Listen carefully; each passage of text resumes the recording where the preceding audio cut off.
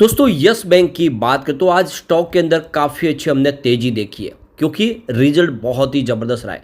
लेकिन जितनी तेज़ी बननी चाहिए थी उतनी तेज़ी बन नहीं पाई। तो उसके पीछे वजह है कोटक।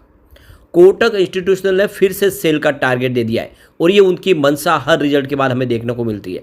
और ये बात मैंने पहले ही कह दी थी कि अब ब्रोकरेज हाउस फिर से आ जाएंगे ऐसे ही सेल के टारगेट लेके। तो आज इस वीडियो के माध्यम से कोटक की जो संभावनाओं का पूरा खुलासा करेंगे, आखिर उनकी मंशा क्या है, क्यों लगातार ऐसे सेल के टारगेट देते हैं हर बार। तो यहाँ पे उसके पीछे की जो वजह है उसको जानेंगे, जिससे आपको ये समझ में आएगा कि आखिर ये ब्रोकरेज हाउस इस तरह से सेल के टारगेट क्यों देते हैं जबकि यस बैंक ने बहुत ही ज़बरदस्त रिजल्ट दिया है। तो यहाँ पे इन सारी बातों को जानने की कोशिश करेंगे इस वीडियो के माध्यम से। लेकिन फ्रेंड उससे पहले अगर आप पहली बार हमारे चैनल पे आए तो चैनल को सब्सक्राइब कर दीजिए, एक बेल आइकॉन दबा दीजिए ताकि जब भी नया वीडियो बने पहला नोटिफिकेशन आपको मिले। वीडियो पसंद आए तो लाइक से जरूर कीजिए। चलो फ्रेंड्स वीडियो स्टार्ट करते हैं। मैं हूँ आपका दोस्त SP दवे और हमारे अपने चैनल ऑनलाइन कमाई में आपका बहुत बहुत स्वागत है। तो अभी बाजार क्लोज होने में सिर्फ 5 मिनट बाकी है, 3:24 हुए। आप देखो तो स्टॉक की शुरुआत आज काफ़ी अच्छी रही, 27.50 पर। क्लोजिंग फ्राइडे की 26.15 के आसपास थी।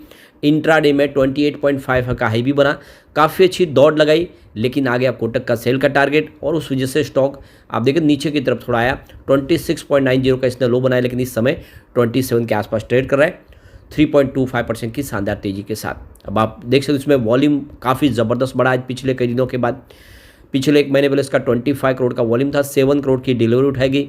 1 वीक पहले 30 करोड़ का वॉल्यूम हुआ, 8 करोड़ की डिलीवरी उठाएगी। और फ्राइडे को 29 करोड़ का वॉल्यूम हुआ था, 9 करोड़ की डिलीवरी उठाई गई थी।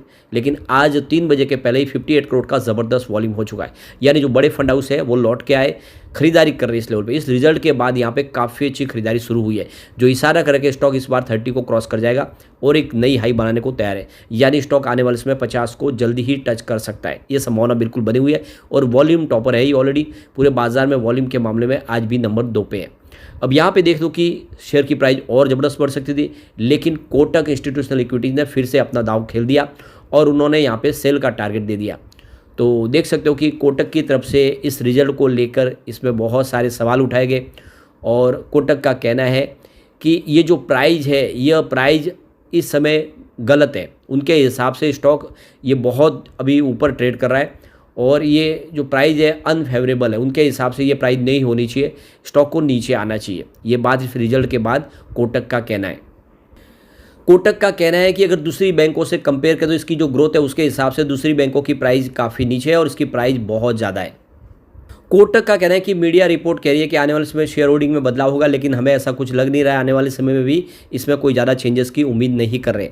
यस बैंक की इस बार कहा गया कि उनकी अर्निंग डबल हुई है और लोअर प्रोविजन की वजह से। लेकिन जो सबसे बड़ी बात है कि इनका जो IT रिफंड है उसका भी इसमें योगदान है, राइट बैक इनका जो सिक्योरिटी रिसिप्ट का भी योगदान है और जो ARC इन्होंने सेल किया है उसका, इस वजह से ये रिज़ल्ट इस बार बेहतर आया है। तो इस तरह से उन्होंने इसके तोड़ निकाले कि किस तरह से इस रिज़ल्ट को कमज़ोर किया जाए, इस रिज़ल्ट की कमियां निकाली जाए। तो इसके लिए उन्होंने बहुत सारे रीज़न बताए कि ये रिज़ल्ट इतना ठीक नहीं है।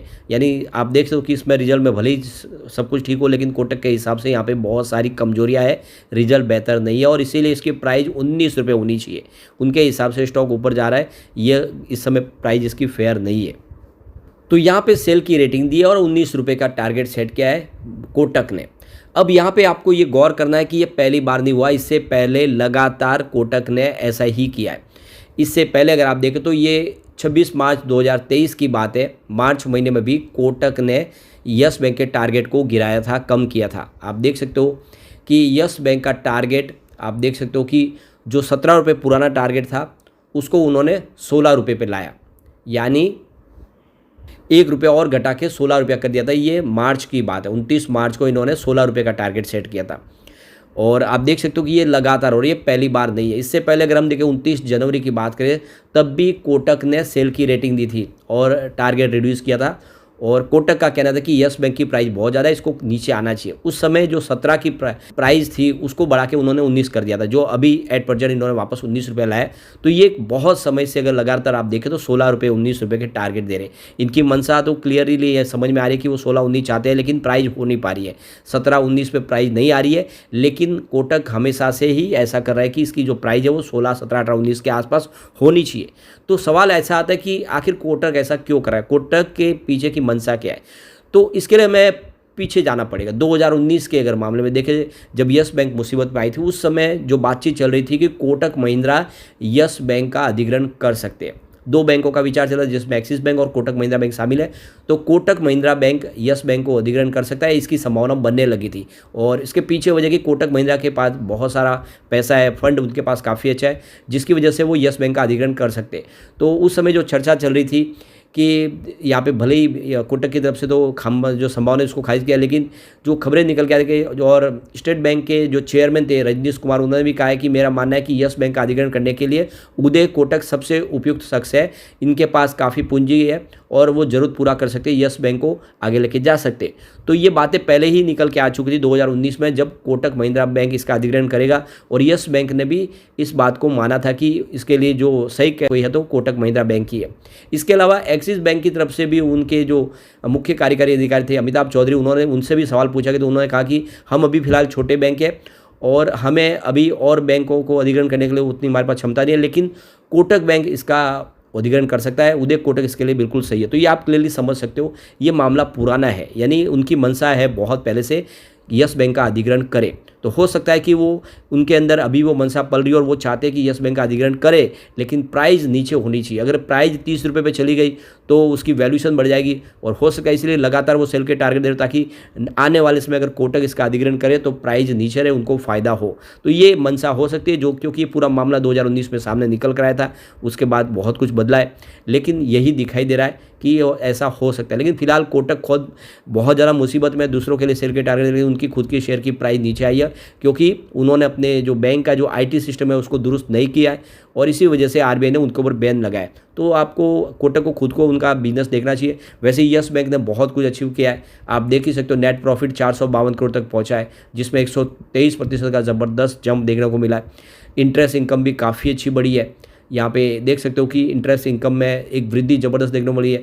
भले ही ये कहे कि प्रॉफिट में कुछ और ऐड हुआ हो, लेकिन इंटरेस्ट इनकम भी तो बढ़ी है। आप देख सकते हो 6,216 करोड़ के आसपास थी, वो 7,447 करोड़ तक पहुँच गई है, तो यहाँ पे वृद्धि हुई है।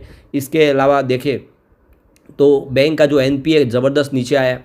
ये देख सकते हो कि जो बैंक का नॉट परफॉर्मिंग एसेट 2.2% था, वो 1.7% के आसपास है। इसके अलावा नेट एनपीए भी नीचे आ गया, 0.80% था, वो घट के 0.6% के आसपास है। तो ज़बरदस्त तरीके से एनपीए कम किया है। तो ये सब अचीवमेंट है, ये हमें भूलना नहीं चाहिए। अब यहाँ पे इस रिजल्ट के बाद चॉइस ब्रोकिंग के सुमित बगड़िया ने खरीदारी की सलाह दी है और उन्होंने कहा कि स्ट्रॉन्ग बेस बन रहा है 24 का लेवल, आपको खरीदारी करनी चाहिए। आने वाले समय इसके जो टारगेट है वो 30 और फिर 32 के टारगेट देखने को मिल सकते हैं। तो बिल्कुल सुमित बगड़िया इसको लेकर बुलिश है और 32 के टारगेट के साथ खरीदारी की सलाह दे रहे हैं। 24 रुपये का आपको स्टॉप लॉस लगाना है, तो 24 के स्टॉप लॉस के साथ आप खरीदारी करेंगे, 32 का टारगेट देखने को मिल सकता है।